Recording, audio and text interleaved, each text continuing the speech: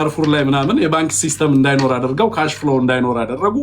ሰው እንዳይገበያይ ያደረጉ። ጦርነትን በብዙ ፎርም ጦርነትን በተለያየ መንገድ ኖት አክቹዋል ቫዮለንሱ ብቻ አይደለም፣ በተለያየ መንገድ በሚዲያ ጦርነት ያካሂዳሉ፣ በባንክ ጦርነት ያካሂዳሉ፣ በሕክምና ጦርነት ያደርጋሉ፣ ማህበራዊ አገልግሎትን በመከልከል ጦርነት ያደርጋሉ። ይሄንን ሁሉ ጦርነት በህዝቦች ላይ የተቃጣ ጦርነት በዋናነት የሚመራው አካል እነዚህ ህዝቦች ራሳቸውን ለመከላከል የሚችሉበትን እድል ነፍጎ በምርጫ እንዳንከላከለው ጦርነት ውስጥ ያለን ምርጫ ያካሂዳል። በናሽናል ዳያሎግ ውስጥ ተወክለን ህዝባችንና የህዝባችንን ጥያቄ እንዳንመልስ ጦርነትን ለማስቆም ፈቃደኛ ሆኖ አንደኛውም አጀንዳ ጦርነትን የማስቆም አጀንዳ አይደለም። ከ8ቱ አጀንዳ ውስጥ የኢትዮጵያ ፕራዮሪቲ would have been peace ነው ቀድሞ። ግን ናሽናል ዳያሎጉ የሚያወራው ስለሌላ ነገር ነው። ኢቭን ቀደም አሁን ጀዋር ምን አለ? የኦሮሞ ህዝብ ጥያቄ ኢቮልቭ አድርጓል አለ። የአማራ ህዝብም ጥያቄ ኢቮልቭ አድርጓል። it is not አሁን ህገ መንግስቱንም አይደለም እኛ እያወራን ያለ ነው። it's about survival።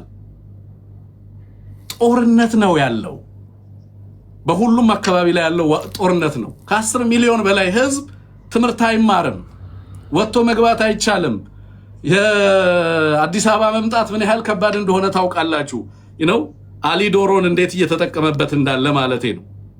በእነዚህ ሁሉ ሂደቶች ውስጥ አንድ ህዝብ ስትራቴጂክ ቾይስ ሊያደርግ ይችላል። በነገራችን ላይ ጸምዶ ያገዛዙ ፖለቲካል ፌር እና ፓራሊሲስ የፈጠረው ስትራቴጂክ በተለይ ጂኦፖለቲካል ክራይሲስ ነው። የኢትዮጵያ የፖለቲካ ቀውስ የወለደው ጂኦፖለቲካል ክራይሲስ ነው። ብልጽግና ያልተገነዘበው ነገር ኢትዮጵያ ውስጥ ያሉ ህዝቦችን ኮንቴን አድርጎ አስርቦ በጦርነት ፈጃለሁ ብሎ ነበር የሚያስበው የነበረው። በዛ ሂደት ውስጥ የራሱን የፖለቲካ ቅቡልነት አገኛለሁ ብሎ ያስብ ነበር። አንፎርቹኔትሊ ምን መጣበት? ጂኦፖለቲካል ክራይሲስ መጣ። ከዚህ በፊት እሱ እንደሚለው በተለይ ከሶቪየት ኮላፕስ በኋላ በዓለም አቀፍ ደረጃ ፕሮክሲን የሚደግፉ አካላት የሉም። ስለዚህ የታጠቁ ኃይሎችን የሚደግፍ ፖለቲካል ኢንቫይሮንመንት በሌለበት ሁኔታ ውስጥ የኃይል የበላይነት የሚኖረኝ እኔ ብቻ ነኝ ብሎ ያስብ ነበር። በት ፍሊፕ አደረገ እሱ። አሁን አብይ አህመድ አንዱ ፕሮክሲ ነው፣ ራሱ በሌሎች ኃይሎች የሚደገፍ አካል ነው የሆነው። ቀደም ለምሳሌ ቴዲ አብይ አህመድ ለምንድን ነው የማይቆረጠም የሆነው ስትል ነበር። ነው አብይ አህመድ የሚቆረጠም ሆኗል። አብይ አህመድ ፖለቲካውን ተሸንፏል፣ ወታደራዊ አቅሙ ተሟጧል፣ ኢኮኖሚያዊ ክራይሲስ ውስጥ ገብቷል። በብዙ መንገድ ጸምዶ እኮ የአብይ አህመድ ሽንፈት ማሳያ እኮ። የግብፅ ሶማሊያ መምጣት እኮ የአብይ አህመድ ሽንፈት ማሳያ ነው። በሱዳንና በአብይ አህመድ መካከል ያለው መፋጠጥ የዛ ውጤት ነው ማለቴ ነው። እና ከዚህ አንጻር እሺ ቴዲ አመሰግናለሁ። በዚህ ላይ ልጨርስ። ምናልባት ያነሳልኝ ግን ሁለት ክሪቲካል ነገሮች ነበሩ። ፋኖን በተመለከተና ክላሪቲ የለም። ሌላኛው ለኢንፊልትሬሽን ተጋላጭ ነው የአማራ ትግል የሚል ነው። በአማርኛ ቋንቋ መሆኑ ትግሉ ማንም ኢንፊልትሬት እንዲያደርገው ሆኗል የሚል ነገር አንስታል። አይ ቲንክ የትኛውም ትግል ለዛ ተጋላጭ ነው፣ ሰሰፕተብል ነው፣ ኢንፊልትሬት ይደረጋል። ግን ምንድነው አማርኛ መሆኑ እንደውም የኢትዮጵያ ህዝብ አብዛኛው ክላሪቲ እንዲኖረው ስለ ትግሉ እንዲያውቅ እድል የፈጠረ ነው ብዬ ነው በሌላ መንገድ የምመለከተው። ግን ፋኖ በርካታ የኃይል ማዕከላት አማራ ውስጥ እንዲፈጠሩ አላደረገም፣ ኮንሶሊዴት እያደረገ ነው። በጣም በበርካታ ፕሬሸር ውስጥ ኢመርጅ ያደረገ ኃይል ነው። የዛሬ 3 ዓመት ፋኖ ምን ነበር? ዛሬ ምንድን ነው ያለው? ዛሬ በቀጠናው ላይ ትብብር ከሚያደርጉ ኃይሎች መካከል አንደኛው ነው ማለት ምን ማለት ነው?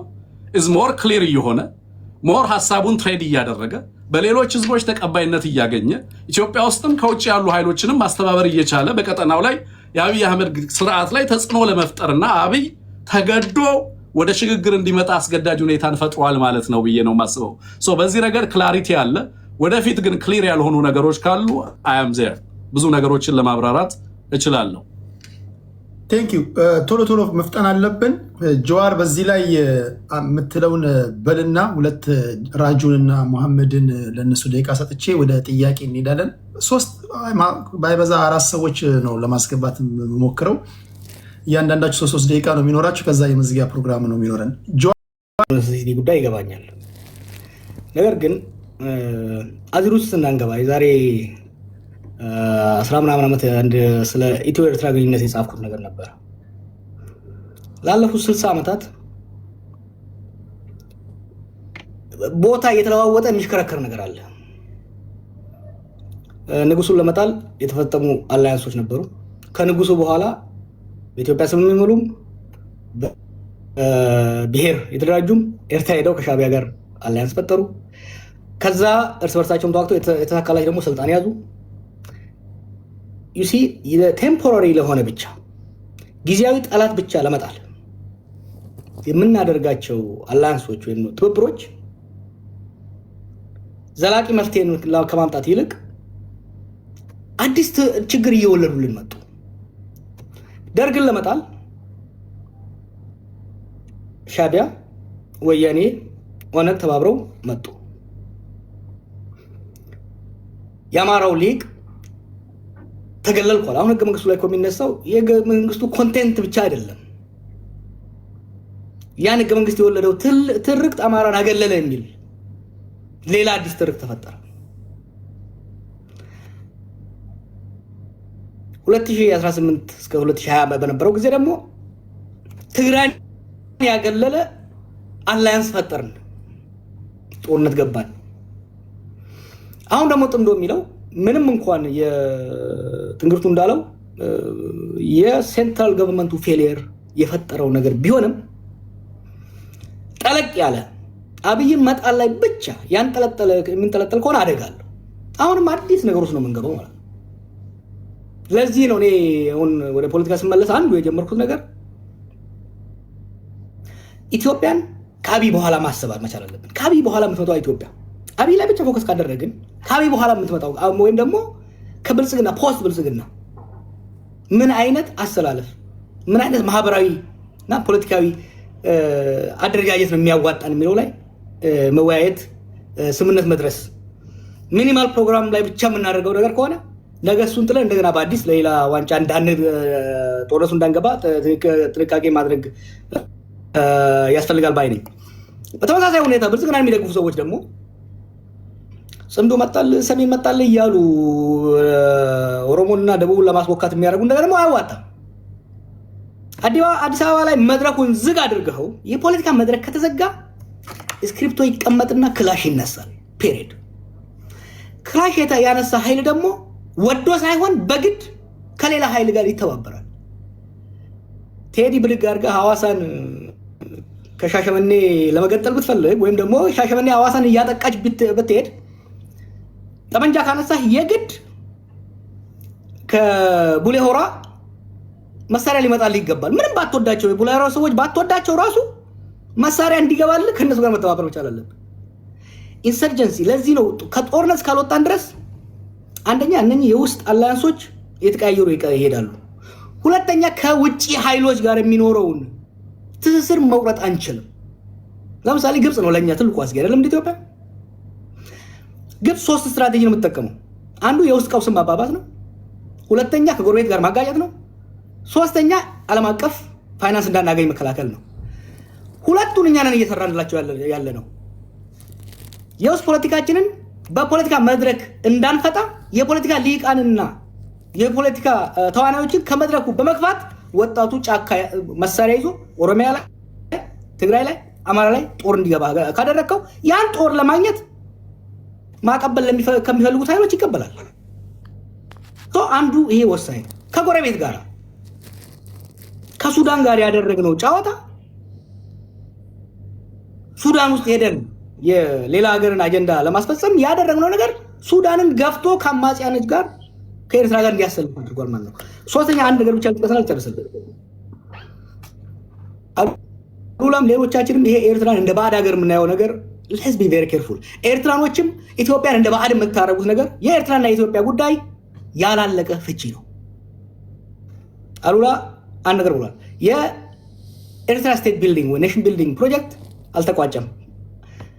ከኢትዮጵያ ጋር ያለው ጉዳይ እስካልተቋጨ ተቋማዊ በሆነ መልኩ ሰላማዊ በሆነ መልኩ የሁለቱን ሀገራት ጥቅም ባማከለ መልኩ እስካልፈጠረው ድረስ የኤርትራ ሀገረ መንግስት ግንባታ አይጠናቀቅም። የኤርትራን ሴኩሪቲ ትሬትን የሚያደርግ አስተላለፍ አዲስ አበባ ላይ እስካለ ድረስ ኢትዮጵያ ውስጥ ሰላም ሊኖር አይችልም። የኤርትራና የኢትዮጵያ ሰላም ኢንተርዲፔንደንት ነው። የኢትዮጵያና የኤርትራ ኢኮኖሚ እድገት ኢንተርዲፔንደንት ነው። ልትለየው አትችልም። ይሄ ለዚህ ነው እኔ ብዙ ጊዜ ይሄን ከኤርትራ ጋር ስፔሻል ሪሌሽንሽፕ ነው ሊኖረን የሚገባው። ጎበዝ በእንግሊዝና በአሜሪካው መካከል ያለው አሜሪካ ስፔሻል ሪሌሽን ብለዋል ከእንግሊዝ ጋር ያላት ስለዚህ ዘሴም ውስጥ ፍራንስ ለምን ረጅም ማህበራዊና ታሪካዊ ትስስር ስላለ የኛ ደግሞ ከዛ ይበልጣል ሊፈታ የማይችል ጂኦግራፊ ትስስር አለን ረጅም ድንበር ብቻ ሳይሆን እኛ የነሱ ወደ መጠቀም አለብን እነሱ የኛ ማርኬት አክሰስ ማድረግ መቻል አለባቸው የኛ ኢኮኖሚ እንዲያድግ ከፈለግን በምስራቅ አሰብን አክሰስ ማድረግ መቻል አለብን በሰሜን ምጽዋን አክሰስ ማድረግ መቻል አለብን ኤርትራ ምንም ብታደርግ የአዲስ አበባ ማርኬት ላይ መሸጥ መለወጥ እስካልቻለች ድረስ የኤርትራ ኢኮኖሚ የኢትዮጵያን ማርኬት አክሰስ እስካላደረገ ድረስ አንድች እርምጃ ወደፊት ሊሄድ አይችልም ስለዚህ የኤርትራ ናሽናሊዝምንም ለዘብ ማድረግ ያስፈልጋል የኢትዮጵያን ናሽናሊዝም ታሪካዊ ጠላቶቻችን ምናምን ነው ኤርትራ ጠላት ልትሆነን አትችልም አትገባም ኢትዮጵያም የኤርትራ ጠላት ልትሆን አይገባም ይሄ ትውልድ ማሰብ ያለበት ጎበዝ እኛ እኮ የፒአርፒ የሆነ የህዋት ልጆች ነን ከዛ አልፈን ማሰብ መቻል አለብን we have to think towards regional integration የኤርትራና የኢትዮጵያን ማህበራዊ ፖለቲካዊ ኢኮኖሚያዊ ሴኩሪቲ ስቴፕ ባይ ስቴፕ ኢንቲግሬት ያደረግን ማንኔር ከሆነ ኤርትራም ሀገር ሆና የኤርትራኖችን ህልም ልታሳካ አትችልም ኢትዮጵያም ሀገር ሆና የኢትዮጵያኖችን ህልም ልታሳካ አትችልም ለዚህ ነው ጽምዶም በለው ምንም በለው የምናደርገው ነገር የሁለቱን ሀገሮች ሊያቀራርብ የሚችል የኢትዮጵያን የውስጥ ሰላም እንዲሁም የኤርትራን የሴኩሪቲ ኮንሰርን የሚፈታ መሆኑ ይሻላል ባይኔ ክብራትና ክብራን ይሄ ውይይት የመጨረሻ አይደለም ይቀጥላል ለመጀመሪያ ያህል ነው ቀደም ሲል እንደነገርኳችሁ ዛሬ እድል ማይኖራችሁ ነገ ይኖራችኋል ነገ ማይኖራችሁ ከነገ ወዲያ ይኖራችኋል ምንም ጥርጣሬ እንዳይገባችሁ በአገራችን ጉዳይ ላይ በሚፈጠሩ ነገሮች ሁላችሁም ያገባችኋል ስል ስለምትናገሩት ንግግር በቂ ግንዛቤ ይሆን ያለውን ነገር በአግባቡ የምታውቁ ከምንም ነገር በላይ ደግሞ ስለምትጠቀሙት ቃላት ጨዋነት ስነ ምግባር ያላችሁ መሆን ግዴታ ነው ትሳተፋላችሁ ጥያቄ ታቀርባላችሁ እናንተን ቁጭ አድርገን እኛ እየተወያየን እንዳይመስላችሁ ማለት ነው ሁለት ሰዎችን ካስተናገርኩኝ በኋላ ለአራት ወይም ለሶስት ሰዎች እድል ሰጣለሁ እንደሚኖራቸው ሰዓት ጀዋር ምን ያህል ሰዓት እንዳለ አላውቅም ራጂ መሐመድና አሸናፊ እነሱ ያወሩና ጀዋር ጠቅላላ አድርጎ ሀሳብ እየሰጠ እዚህ 30 ደቂቃ እናድርገውና 30 ደቂቃ እንጨምርና እንጨርሰው ፓናሊስቶቹ ማጠራጠር አድርጉት ከማህበረሰቡ የተወሰኑ እንትሮችን እንውሰድ በጣም ረጅም አድርገናቸውና ቀጥታ ጥያቄዎችን እናስገባለን እሺ ለራጂ መሐመድና አሸናፊ ለናንተ ልክ ሁሉም እንዳገኙት ሁሉ ደቂቃዎቻችሁን ተጠቀሙ ከራጂ ጀምራለሁ መሐመድ አሸናፊ ራጂያችን ጥሩ መቼም እንግዲህ ጀዋር ከኔ ጎራ ነው ብሎኝ ነው መሰለኝ እኔ ጋር ሲደርስ ስለ ሰዓት አነሳ እኔም በሷ ሰዓት አውድ ውስጥ ነው ማንተን እኔ ብሎኛል